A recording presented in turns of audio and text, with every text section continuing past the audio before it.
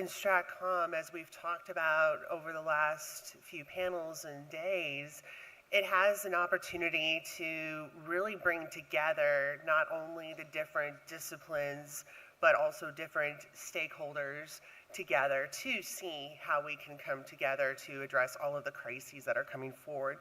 And I think that strategic communication as a whole is a discipline and profession that is unique compared to other aspects that we do see in related disciplines like marketing and public relations, because it's not only analyzing and utilizing the different channels of, that we're able to share stories, provide information, but it is also the application of social psychology. And before I came into strategic communication, I was a psychology major. And so for me, seeing the power of understanding the motivations, the emotions, the empathy that is needed to really make those human-to-human connections. At the end of the day, tools will change, but human behavior does not. So we have to really think about kind of going back to the fundamentals, and when addressing the crises, how can we as human beings relate to each other, come together to move forward. And the use of strategic communications is really about informing, educating, but also understanding the application and challenges as well as opportunities of cross-media. And I study social media, obviously, so when I talk about cross-media, it's about tying in all of the different components when we look at social media. It's not only about the textual and image information we have, it's the links, it's the comments, it's the feedback, and it's about tying all of those elements together. So it's very complex when you're looking at conflict management, and so we have to be aware of that. And I think in order to be ahead, and kind of come and see how we can all come together to address these conflicts moving forward, if we take the same strategies and approaches that we've done previously, those might not necessarily work. And I really liked what David said earlier about all of these stakeholders coming together to address these challenges in all these states and different countries, because I think for the long period of time, I know just even in my sector, as a professor and educator, we've been siloed in many different ways. We've kind of operated in our own group, but we really need to come together, because I think if we were able to come together to formulate solutions, we can overcome this together. And one way we can do that is through evidence-based practice. And this is a concept that we see a lot of times in research, where we're tying in best practices based on research and theory. That's kind of where the academics come forward. We also have expertise that comes from the industry with subject matter experts, but then also we need the experience from our partners. What is their shared experience? Because we're all coming in from different perspectives. And in order to address these new conflicts and challenges with social media, with fake news, disinformation, misinformation, we can be coming together and have a holistic perspective. I do think that education in the media and digital is absolutely necessary, and to put a light and to share some positive news.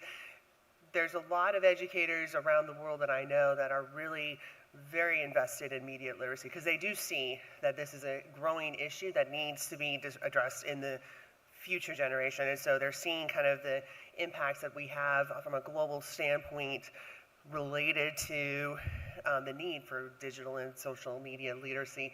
So the future is coming up with our students, and they're getting more experience in that, which is exciting. And so the one thing that I will end here in my short comments is I think we are not only, in terms of conflict management, addressing an issue related to a truth crisis, but it's more of a trust crisis as well. And I think when we're looking at conflict management, we have to look at also who are we trusting, coming together with the different stakeholders and seeing what we can do to identify really who are the driving forces, who are the actors, what are their characteristics that are making them influential and powerful in this state, and how can we come together, brainstorm ways in which we can combat that proactively together. And successful, influencers, actors, they do share, through my research, they do share some unique qualities, and what we have to think about in this day that we're living in, with the constant flux of technology, the constant changes that we're seeing, it's that first impression that is so powerful, and we can actually measure what are the characteristics, what are the particular moments and factors that do influence someone to say, okay, I'm going to share this piece of news versus this piece of news. And so the research is coming forward, and that's kind of where the evidence-based practice model kind of moving forward to address the conflict management, and how really that kind of line of work can really help, strategic communications be a force to address some of these emerging challenges. So I'd be happy to answer any other additional questions later on in the panel. Thank you. Thank you, Karen. I'd like to move to you, Mehdi. I'm really looking forward to hearing your insights about this crisis communication, but also what Karen just said about trust crisis. I know one of the areas you're specializing in is also disinformation. So I would like to also, if you can also expand on that, I'd appreciate. Sure, thank you.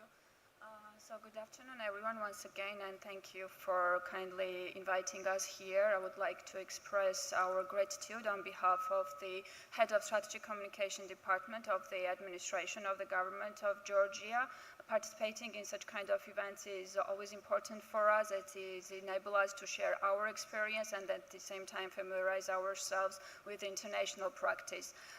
So today I'm gonna share broad information how we started strategic communication across the government of Georgia, how we implemented the discipline itself, and I will speak a bit about the main document of our department, which is Communication Strategy of the Government of Georgia. So everything started back in 2015, actually from the Ministry of Defense. They pioneered the Strategic Communication Department across the government, and later the MOD was followed by the Ministry of Foreign Affairs, by the Ministry of Internal Affairs, by the administration itself. And now I can proudly tell you that out of 12 ministries, 8 already have strategic communication departments. As for the administration, the way it functions now with this structure, we started working on that in 2019. However, everything moved to a qualitatively, I would say, and significantly new level in 2021, after Prime Minister Garibashvili signed an ordinance on coordinating strategic communications. According to the very document, we established Stratcom's coordination group, which is led by the head of our department. The group members come together once in a week to discuss current issues as well as future plans.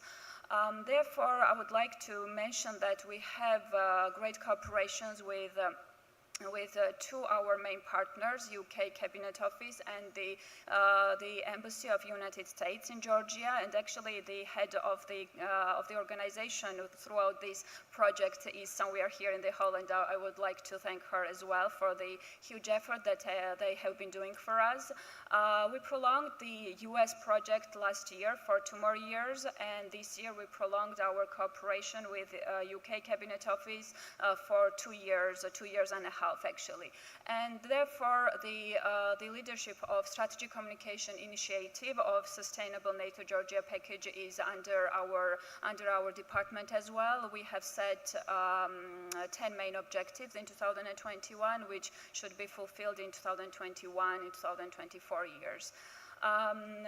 Secondly, I would like to give you a brief information about the main document of the department, which is Communication Strategy of the Government of Georgia.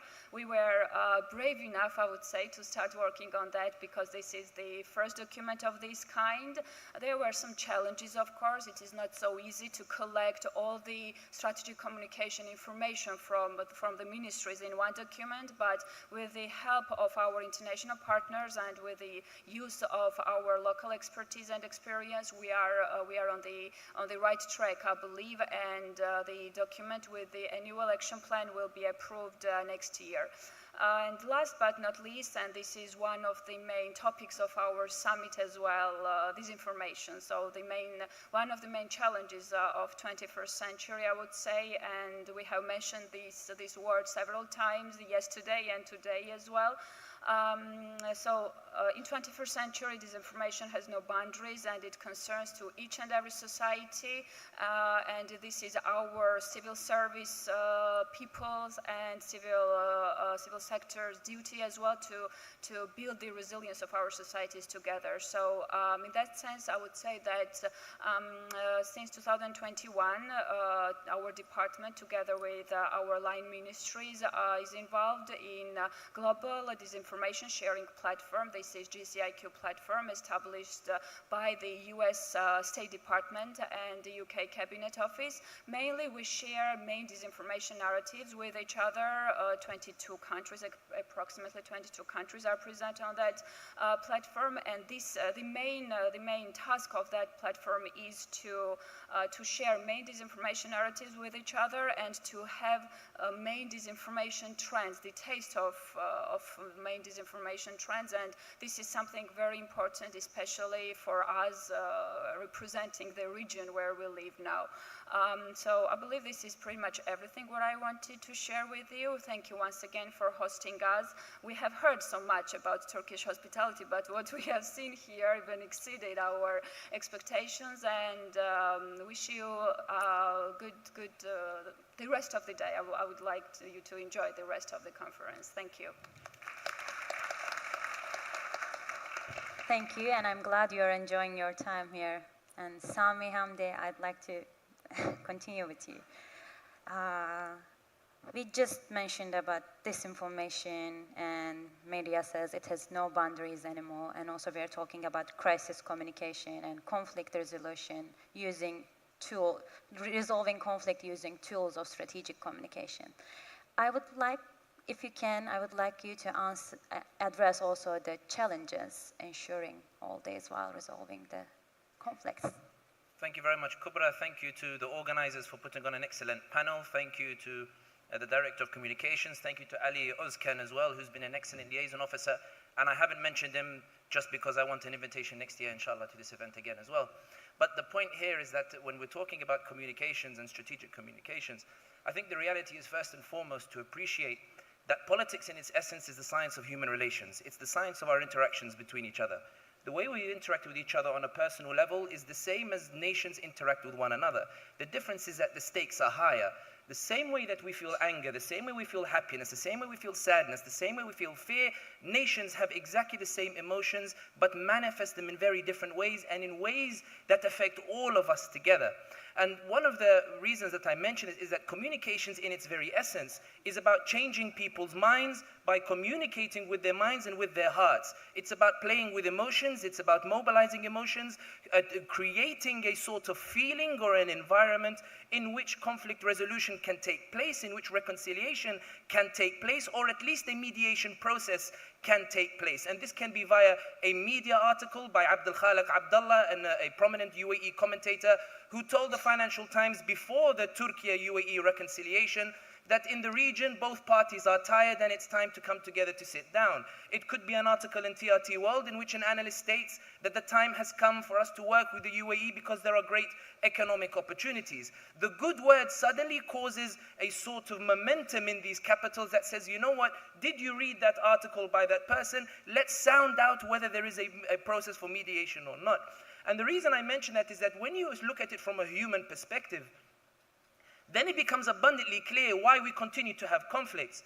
And I want to give a few examples. I will only use 3 or 4 examples, and then I will leave the rest to you. The first example is one I would take from somebody who is described as the greatest politician in world history, a man who is described by Michael Hart as the man who influenced the world, the greatest out of any individual ever. And he is the Prophet Muhammad sallallahu alaihi wasallam.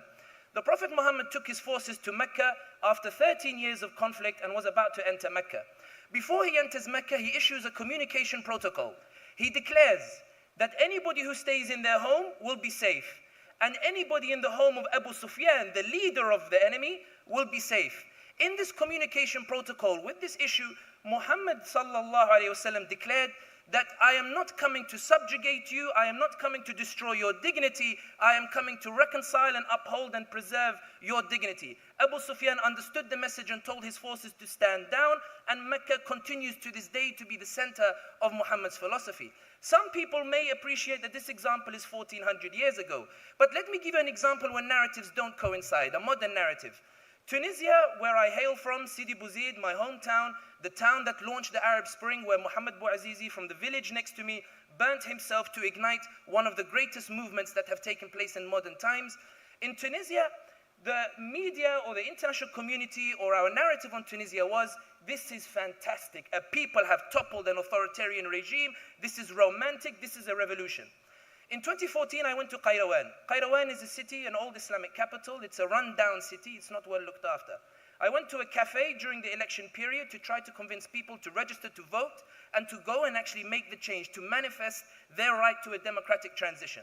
I stood on the table in a cafe and I said to them, guys, go and register to vote. Umshu sawtu, go. Al-blad fidikum, the nation is in your hands. I spoke for about 5 minutes, then the crowd gathered and they said, okay. Tell us how much you're giving us first. I said, what do you mean how much I'm giving you?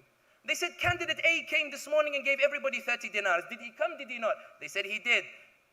Candidate B came and gave everybody 40 dinars. Did he come? He came. Yeah. Yalla Sami, how much are you giving us? I said to them, guys, I'm looking for people with honor, who love their country, who want to develop it, who want to manifest their right to vote. They're coming to give you money to vote because they know you have the power. He's coming from London to talk to us about honor. Yeah, give us all visas to London, you can keep this whole country to yourself.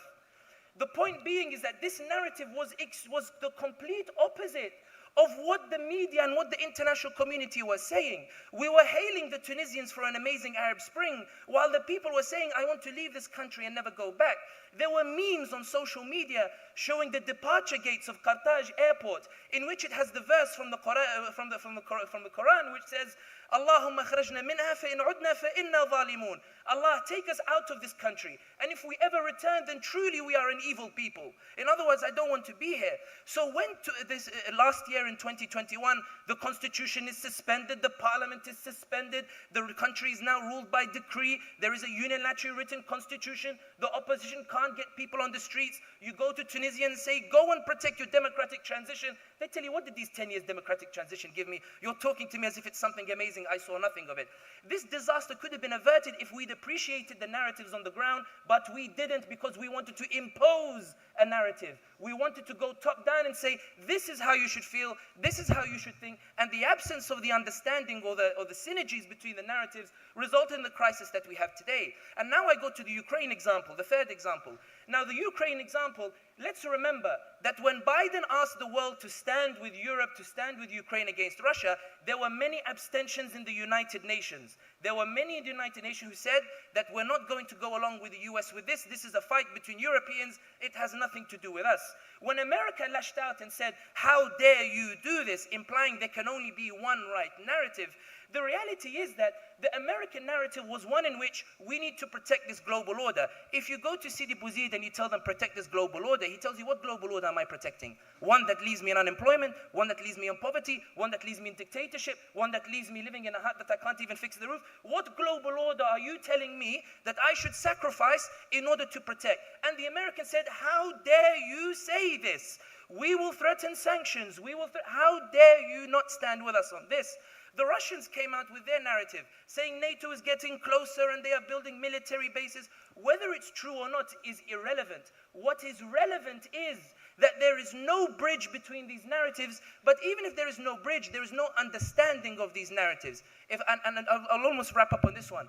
But if I have a pain in my heart and I'm telling you that I'm feeling it, the world is telling them that this pain, you don't feel it, or you have no right to feel it. And this is why Turkey, when it takes the third position, when Turkey says that, look, I am neither with Russia nor with Ukraine. I will help the Ukrainians here if it means it promotes a mediation process. But it is not A and B. I have a third narrative. A third narrative that means that I should push for stability, peace, and mediation process. A third way that lets me talk to Russia and lets me talk to Ukraine. And in this, we have a very popular maxim for this, which is, we call it Sha'rat Muawiyah, the hair of Muawiyah. Very briefly, Muawiyah said that if I have problems with an individual, to the extent that all that is left between us is a hair, and he pulls on this hair, I will not pull on the hair so that at least I maintain my communication channel. The point is, to conclude, to answer your question, is this. At the heart of public communications is understanding. I don't need you to agree with me, but I need you to understand me. If a human being is forced to choose between being loved and being understood, they will choose being understood over being loved. Because at the end of the day, when you argue with your sibling, with your brother, with your relative, with your nation, often when you reconcile, it's not because one says the other was right and the other was wrong, but that you understand where they both came from and you develop a framework in which you cooperate with one another and you move forward, because what matters is not who was right or wrong. What matters is an environment in which we both thrive, in which we both develop, in which we both prosper, and that's what should be at the essence of all public communication strategy, not about necessarily right or wrong, but how can we coexist, because neither of us is going anywhere. Thank you.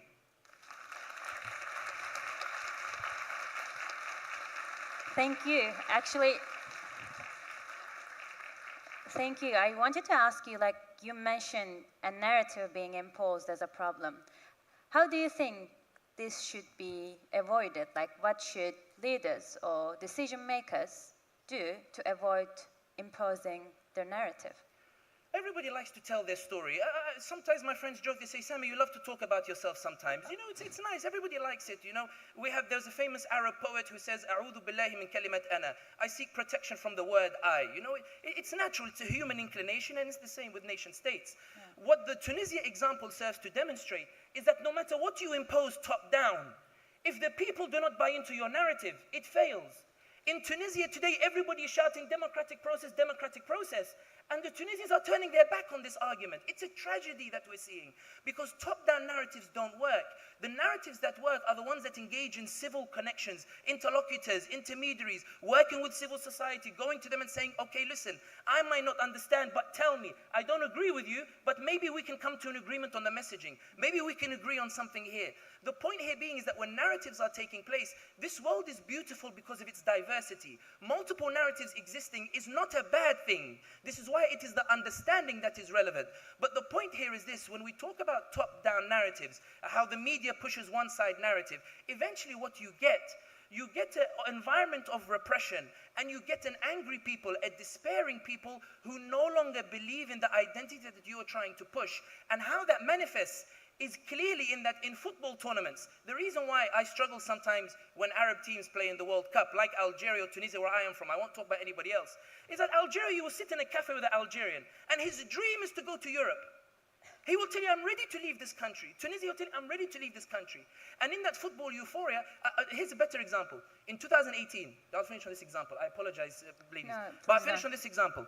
In Egypt 2018, Egypt were terrible at the World Cup. And they left very quickly in the group stage. A video went viral of a taxi driver driving in Cairo, and he was shouting, like he was so angry. He's like, "An aiz afrah, I want to be happy. I want something in this world to make me happy. I want somebody to understand that I'm valued. I want somebody to understand that I mean something in this world. That it's not every time somebody bombs me, I'm just a statistic. That it's not every time I see a Qatar World Cup and I'm a backwards individual. I am a human being with value. And this is the essence of public communication. How do you make someone feel valued? How do you make your opponent feel like he's worth your time? How do you make that person feel like you are the one that I want to sit with? Because when you make someone feel valued, he goes above and beyond for you. So the direct answer to your question is this: when you impose a narrative, you tell people they're not valuable. You're telling, listen, I'll tell you who you are, I'm not interested in listening to you. But when you make people feel valued, they will go above and beyond for you. So much so, they'll invite you sometimes to these events and the like, and not that I did anything to get here, but the point here being that, you know, people will go above and beyond to help you because they start to believe in you. The final sentence is this: the essence of public communication is this: we are created with the mind and the heart. Often we only talk to the mind with facts, but we forget that we also have the heart. I feel something as well. I feel it. If you acknowledge that, even if I disagree with you, I may, just for your sake, be willing to sacrifice my narrative for yours. This is what we're trying to build. We're trying to build a bridge, and this is why I liked in the panel just before, David, when he spoke about the human side of tech. It doesn't matter what technology you create. At the end of the day, me and my brother will fight over some things, we will cry over some things, and we will hug over other things. My sister will call me from Korea when she's stressed, and we'll sit down and we'll talk about it. When she comes, I'm happy. We have these emotions. This is a natural human inclination. We should not ignore it. We should embrace it. Thank you. Thank you, Sami. Maria, so much to react to after Sami's examples. I'm left with few words now. You were nodding a lot as well, so I'd like to hear your thoughts and also insights on this. Thank you. Hello, everyone, and Assalamu alaikum. I would like to express my gratitude to Directorate of Communication, Turkey, for having me over here. Well, the topic is very close to my heart. Strategizing communication to resolve, manage, prevent, or transform conflicts. Now, I would like to start with the bottom line of my presentation. We need to change and shift our lens from information warfare to information crisis management and peace-building process. Now, do we have something like that? So since yesterday, we were hearing and we were having a thought-provoking, fantastic discussion on how strategic communication and strategic narratives are developed, how effective they are to enhance a country's national security objectives and foreign policy goals. But at the same time, we are struggling with the battle of narratives. You have just asked a question from my colleague Sami, how to avoid this battle of narratives. I think, first of all, we should kill the strategic narrative that brings up conflict entrepreneurship. Do we need weapons because we have conflicts and we have to fight wars? Or do we need conflicts because we have weapons and we have to make and we have to buy that, or we have to sell that? Now, these are the two discourses, and we are struggling in between these two discourses. As long as we will have a stronger strategic narrative for conflict entrepreneurship from various countries of the world, we would not be able to fight this battle between these two strategic narratives, one from conflict entrepreneurship and another from conflict resolution. If we look at last 100 years of international politics and international relations, we have seen 2 world wars, we have seen Holocaust, we have seen 40-45 years of Cold War era, we have seen 20 years of war against terrorism in Afghanistan, we have seen 10 years or more than 10 years of Afghan war from 1979 till 1991. We have seen war and the conflict in Israel-Palestine issue. We have been seeing conflict for the past 75 years, in fact more than 75 years, between India and Pakistan over the conflict over Kashmir. Now, what is the strategic narrative we are having?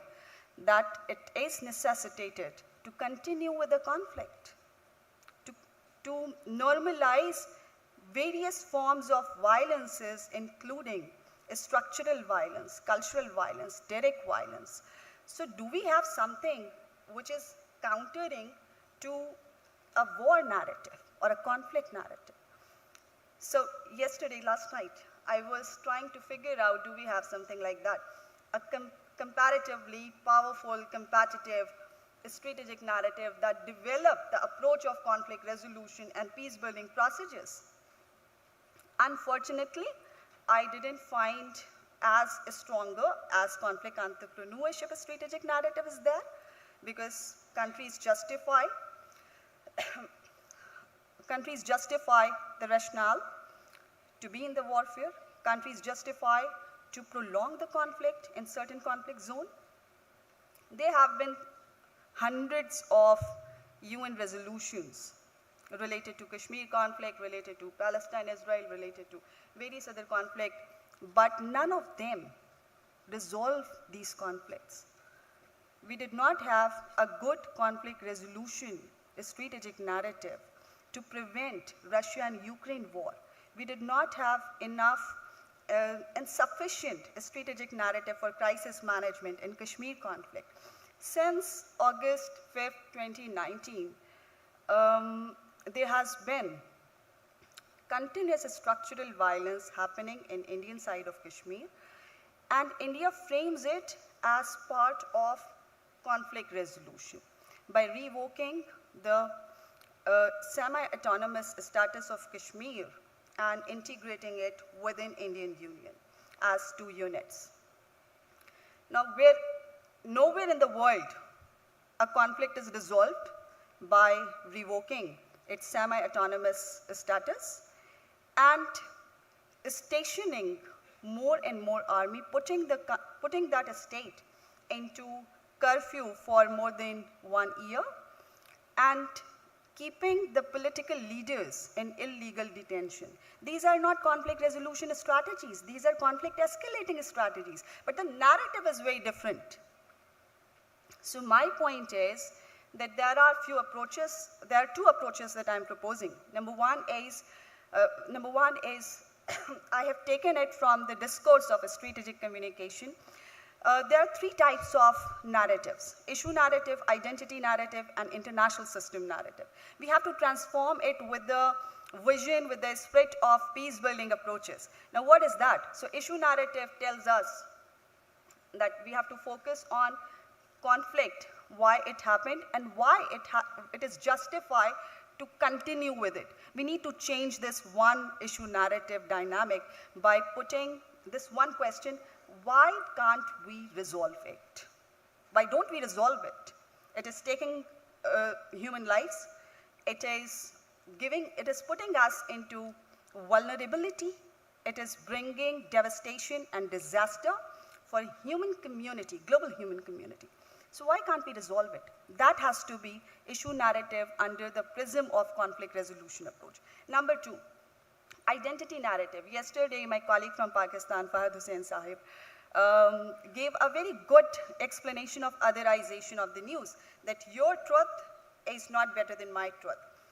We work on otherization of enemy. So identity narrative is more related to dividing the conflict actors more and more by putting them into a particular negative, demonized, demoralized framework. In conflict resolution strategic narrative, we try to transform that lens. We try to give similar identity to our enemy as a partner. Let's collaborate, let's cooperate, let's talk about it and discuss it and resolve the conflict. Number 3, that is international system narrative. Now, international system, is it supportive to resolve the conflict in true sense? I quote Turkey example because it has done immensely from playing its role, its very positive role as a mediator in regional and international conflicts, to developing the capacity for mediation and negotiation through various programs that we have been attending also. Antalya Diplomacy Forum is one of the excellent programs that Turkey has been doing, and in Istanbul Mediation Platform. All of these platforms are working together. Similarly, we need to have more such platforms, more such facilitating role with the approach of peace building and conflict resolution, sustainable peace throughout the global order. Now, another approach that I've taken is from the discourse of conflict resolution. It is called as problem-solving approach. It has 3 components. Number 1 is cognitive belief. We are able to resolve the conflict. Like Sami said, we are able to resolve the conflict. We do have differences, but let's celebrate diversity. Let's promote tolerance. Let's promote respect for each other. Number 2, cognitive, related to political will, our desire. Are we willing to resolve the conflict, or conflict is too glamorized not to resolve it or not to be resolved? Are we ready to take some bold step towards peace or not? Number 3, emotive, compassion. I may sound very pessimistic, not pessimistic, I may sound very utopian or ideal, but I have a dream. I'm a big fan of Martin Luther King Jr. And I think once we dream, we can achieve it. So emotive is related to compassion. At the end of the day, we belong to a single human, global human community. So these two approaches may bring us together to talk about conflicts and resolve it. It's not that easy, I understand, but we have to work towards it. This is the high time. We should move ourselves from information warfare to information crisis management. Let's not bury it under the carpet. Let's talk about it and resolve it. Thank you very much. Thank you, and you said there was no narrative stopping Russia's war on Ukraine from happening. Why was that? Like, why we didn't have that narrative stopping that war to start? Because there's still lack of collective effort. To me, world is polarized between two sides. So one side may be supporting Russia, and other side may be supporting Ukraine. That is one thing I look at. There's one more thing coming from Pakistan, coming from a developing country, where there are regional conflicts, there are local conflicts, there are certain conflicts that are going on. Now, we ask a question that we do not define all the conflicts in a single way. We do not feel the pain of various conflicts in the world the way this new war, that is Russian, I feel a lot of pain because war, end of the day, it is bad. No matter which place it is taking place, but it is bad. It brings a lot of devastation and disaster. From humanitarian crisis situation, refugee, migration, internally displaced people, food insecurity, environmental insecurity, and various other problems, war is bad.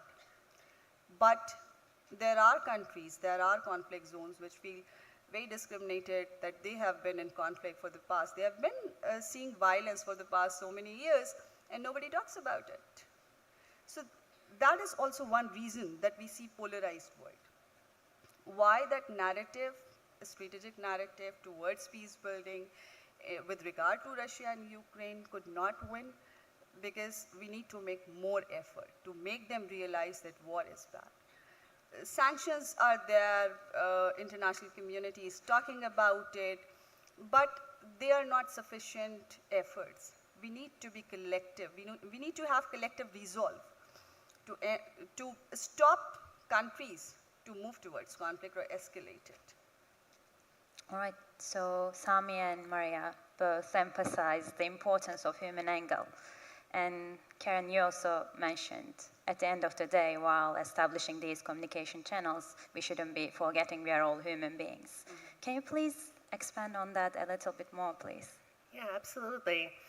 I think a lot of times, and I look at social media, especially, we forget, we just see an avatar, we see an account, and we forget there are individuals behind that account running and telling the stories, providing information, managing the conflicts, but at the same time, there's many other human beings that are looking at the eyeballs. And so I think so many times, I feel we've focused so much on the technology and lost the human side of technology. And I think at the end of the day, you do see, most recently, the calls for compassion, empathy, building a platform to have that conversation, because we are seeing across all different sectors this polarization. People are afraid to share their views, or they're afraid to offend anyone. And I think at the end of the day, these conversations need to happen, because in order to move forward, we need to be able to have those conversations. And as we heard earlier, we need to have a better understanding. If we just assume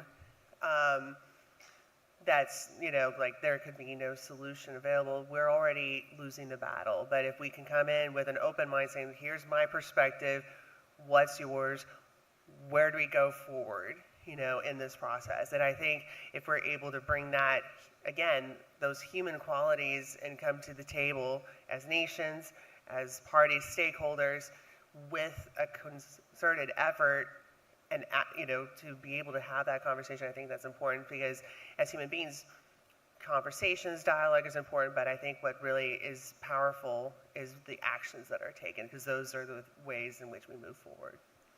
Yeah. And Sami, I'd like to ask you, you're a foreign policy advisor, and at the moment, if you would be advising like Ukrainian and Russian governments, both at the same time, with regards to strategic communication, what would your one advice to them to resolve this conflict?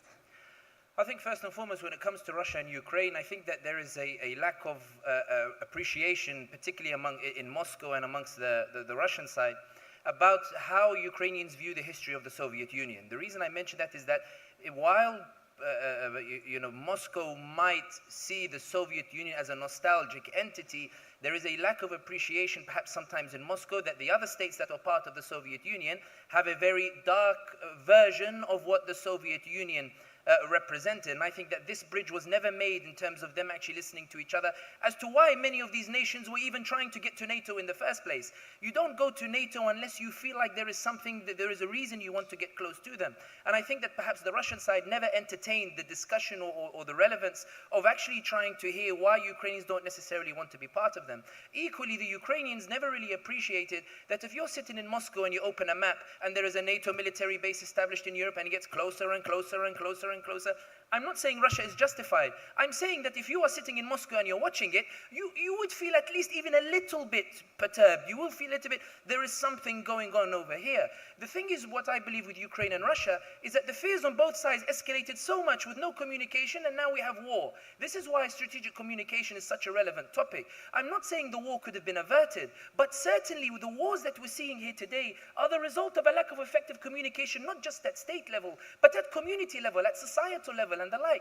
The reality is that coming from the Middle East, for example, you see, for example, like in the US, they have the elections, they have Trump, they have Biden, they have whatever, they have democratic process or the like. But when I want a democratic process in the Middle East, I see Obama recognizes the authoritarian regimes of the region, then Trump, then whatever. In other words, you're telling me how great your system is, and then you're actively making sure I don't have that system in the region. And then when I tell you, listen, I want to understand why you're doing this, you tell me my opinion doesn't matter. You tell me, I'll tell you what your narrative should be. My point in using these examples is to highlight that one of the reasons the world is so polarized, despite the technology making us closer than ever, is because we are closer than ever technologically, but further than ever away in terms of our understanding of each other, or understanding of each other as societies. And this is why I think that one of the things that's good about conferences or even tourism or the likes, part of my business is involved in tourism and getting people to go to different countries, is that I think that we need to reconnect each other with each other's memories.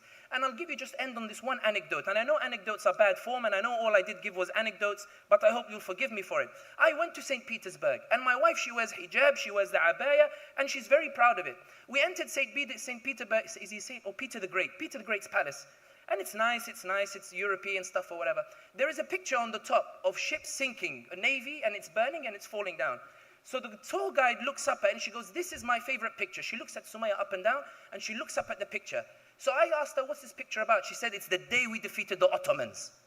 I said, whoa, this is a socio-historical memory. That might have been a microaggression, but that's my first interaction with a Russian. That's my first interaction with somebody from Moscow. My point being is that communication such as this can also work on other levels in terms of, yes, that might have been a microaggression, but the more we get closer to each other and listen to each other, the more I believe we will find common ground. And today, as we live, the environment we live in today, nobody listens to each other. We are all shouting loud, no one is listening to the other, and now we're like bullies in the playground, punching each other and kicking each other, and still shouting that we're right and we're right and we're right, and we're all paying the price for it. COVID is everywhere, inflation is everywhere, economic crisis everywhere. We see all this chaos and conflict. For me to go to Tokyo now, it used to be 11 hours, now it's 14 hours because we can't go via Ukrainian airspace. That's a long time. I don't like flying. But the point being is that at public strategic communications, we need to tone down a little bit. I get it. I present on TV sometimes, and I give interviews. I know people love negative news. Why is Bin Salman doing this? Why is Bin Zayed doing this? What does the Turkey want to achieve and power, empire, etc.? I get it. But sometimes it's nice that when Eid comes, for example, or Christmas or these celebrations, Sometimes on Eid, even if you're arguing with a family member, you invite him for dinner because it's Eid. It's an opportunity for you to sit down, at least in a common platform, and say, you know what, let's take this opportunity to talk. And I'll finish on this final point, and I promise Kubra final point, and I'm sorry audience, it's just that I really want to deliver this particular point. You know when you're greeted at the door by somebody, if somebody says to you, hi, it's cold, you notice it, you feel it, you ignore the person, you walk by. Did you see the way he said hi? If somebody goes, merhaba, hello, hi, how are you? Yes, water, yes. The way Ali did to me yesterday, mashallah. You know, like when he came here you go, Sammy, here's your water, here's your proper lanyard or whatever. I've never met the guy before, but I feel valued. I feel, thank you, you know, like barakallahu feek, you know, tashakkur ederim. It makes a huge difference in the interactions, you know, it does like. But this is my point in that if you're arguing, if a state is arguing on that state, when UAE put on a huge grand reception for Erdogan, they did it for a reason, for President Erdogan, sorry, but I'm in Turkey. For President Erdogan, they did it for a reason. It was to say, listen, we may not like you. We have had our issues. We're still wrestling in Libya, but I'm taking a gamble here. And I'm doing something nice because I want to see if there's room for us to cooperate. And President Erdogan reciprocated. When they came here, the asker, merhaba asker, you know, like it makes a big difference because we are human beings. And the reason I gave the example of being greeted at the door is see how you feel when they greet you nicely and see how it encourages you to treat that person. It's the same on the nation level, it's the same at diplomatic level, it's the same on state level, and it's what public communication should be encouraging. Wassalamu alaikum wa rahmatullahi wa barakatuh.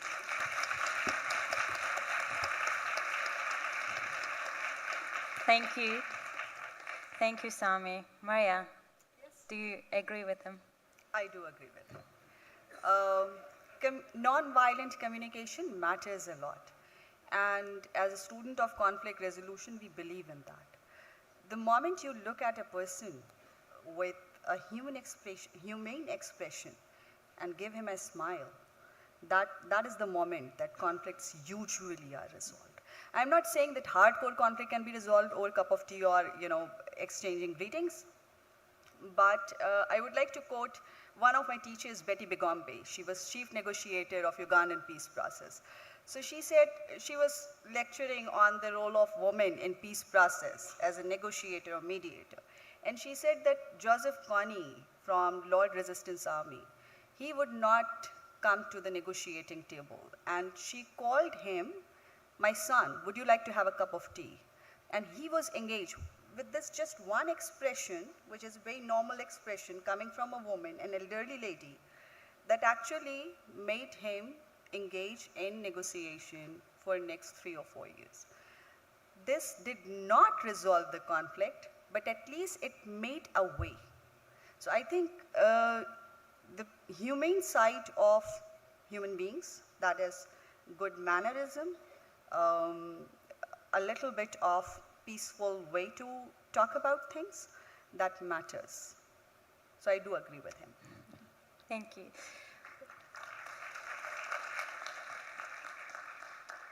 Media, Sami said we don't listen to each other, and that's where the conflict actually starts. What do you think? Well, I would agree, and thank you for everything you just said. And I think that in communication, everything is about perspective, how you see stuff in front of you. You might see that something looks like this way, but from another perspective, I mean, each and every side of, I don't know, conflict or different positions, sometimes they have their perspective. And the thing that I do not agree with someone, it doesn't mean that his or her opinion could not exist.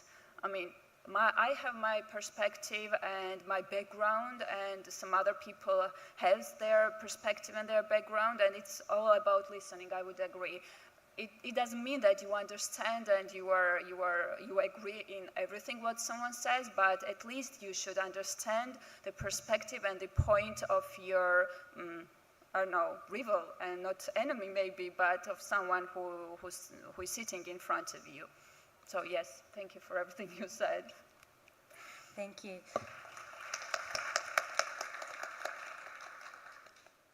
Karen, are you optimistic that, like, leaders or decision makers would be able to apply while establishing crisis communication channels will be able to apply all these fundamentals, like, and acknowledge that it actually starts with very basics, like even listening to each other and establishing the narrative, understanding, acknowledging each other's problems. I would have to say I'm always been an optimistic person, and I do think events such as the Stratcom Summit, where we're bringing in so many stakeholders from 22 different countries, is a great start. That, you know, we're having these conversations, we're making inroads. And I also think, you know, as someone who works with future professionals in strategic communications, I can see that they're getting the information that they need and they want to make a difference. They say that they do see with conflict management, they see the issues that are happening around the world, and they're motivated to take a part in it. So I do think that we're moving in the right direction. We're having these conversations and we're acknowledging that there's an issue. So that's the first step. Is this going to happen overnight? Probably not. But I think if we're able to take those small steps together, we'll be able to eventually make inroads. But I think we're moving in the right direction, especially with events such as this. And I think what we need to do is continue the conversation. We need to continue having these partnerships, collaborate with each other, and brainstorm and formulate relationships here that we're able to see what we can do together. How can we utilize all of these different perspectives and formulate these new partnerships and brainstorm even more solutions and ideas? And so I think this is a jumping off point for us to move things forward in this community. So I think that is the inroad and pathway that we need to go to really solve this, you know, so that's why I'm optimistic about it.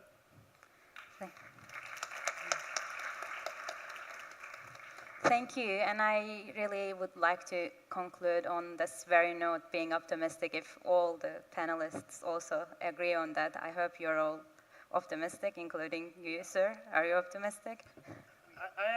I am optimistic, and because we have Georgia here, I'll tell you something very, very interesting about this. There was a world travel market in London, so about the tourism stuff. So I wanted to bring some Muslim groups as well to Georgia, to whatever. There were some Muslim countries who were looking and they were like, look, we can provide this, we can provide that. The Georgians, they looked at us, me and my wife sitting down, they said, listen, we know Muslims don't drink alcohol, but Georgia has so much to offer. We can offer this itinerary, this. That understanding, when we went home, me and my wife, we were like, fascinating, Georgians understand us. We didn't even need to explain it. Sami, she just looked at us and she knew automatically, look at the itinerary they presented. It's really good. The fact I talked about that in my own home after that interaction summarizes exactly what it is about the public communications. You don't need to be right or wrong, but while we're having a discussion, humanize me. Show me that you recognize me as a human being, and we can take it from there. If we fight, we have an avenue to resolve it. If we argue, we have an avenue to resolve it. But as long as you deny my humanity, we will keep fighting till the end of time. Thank you. Does Georgia want to respond to this? Well, it all means that we have so much to offer to other countries. So it sounds great, and you are all so welcome to visit Georgia. To visit Georgia, and it sounds great. So thank you for this comment. Thank you all for being with us today here on the Stratcom Summit. Karen Freeberg, Maria Sayfuddin Efendi, Media Skirtladze, Sami Hamdi, it was a real pleasure to have you on this panel. And I really want to thank you for making time to come to Istanbul, being with us. And sorry to the translators. I was warned not to speak too fast beforehand, but I see people playing with their headphones. Translator, I'm very sorry. But teşekkür ederim, well done. Give them an applause, please. Give them, well done. And thank you for listening to us. And I'm giving floor back to Andrea. I know, Sami, there's no slowing you down, ever. Thank you so much. What a fascinating discussion, really. Thank you. I don't want this to sound trivial, but I think if there's a simple message to take away from this discussion just now, it's that it's not that hard to be nice. And kindness actually breeds kindness, so that you may not agree with what's on the other side, but at least acknowledge it's there and try to understand it, because one kernel of common understanding can actually breed solutions. We can do a lot better just by simply listening and being kind. It's really not hard. Okay, we have more fantastic panels and discussions coming up after the break. Please, we have to be back here starting at 2 o'clock sharp. I think that gives you about 40 minutes, if I'm not mistaken. So yeah, have a great lunch, and we'll see you back here in that time.